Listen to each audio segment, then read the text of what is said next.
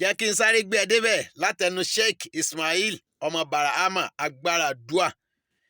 Eléyìí ni àgbo fún ẹni tí kì í bá rí oorun sùn, àbẹ́ni tó bá ní hypertension, àbẹ́ni tó bá ní stroke.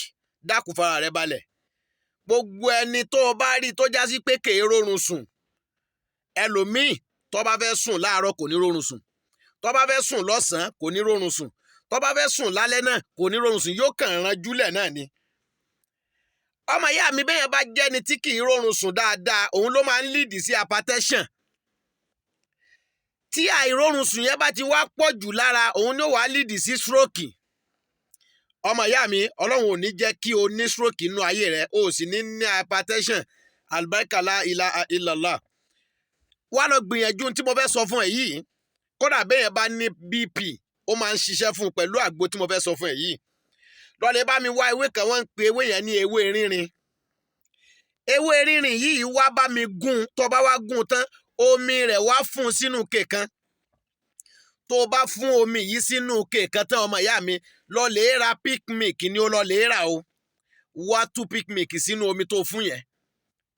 Tó bá wá tú pick milk yẹn sí tán, wá rò pọ̀ dáadáa. Ìwọ tí o kì í rórun sùn, wá mú kinní yẹn tó bá ti fẹ́ sùn, bóyá àárọ̀ ló fẹ́ sùn ni, wá gbé e mú lẹ́ẹ̀kan náà.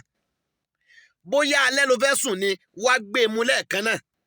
Ọmọ ìyá mi, tó bá lè gbìyànjú kinní yìí, wallahi wa rabbul kaaba, wàá máa rí oorun sùn nírọ̀rùn.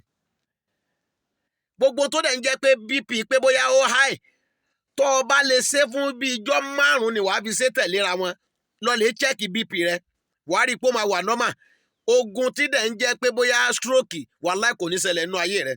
Tó o bá fojú di o, tó o lọ lè gbìyànjú bí mo ṣe ṣàlàyé fún ẹ yìí. Lọ wá ewé rínrin, kó o wá gún, kó o wá fún omi rẹ̀, wá lọ wá pick milk, ó wá tú sí.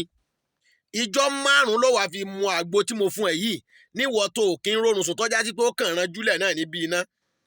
Tó o bá ti fi lè gbìyànjú láti ṣe tí mo ní kó ṣe yìí, wallahi wa rabbul kaaba, ó máa rórun sùn normal. Ogun tí dẹ̀ ń jẹ́ stroke kò ní ṣẹlẹ̀ nínú ayé rẹ̀. Albarka la ilaha illallah. Eléyìí ni ó lọ lè ṣe. Ó confirm, masha Allah.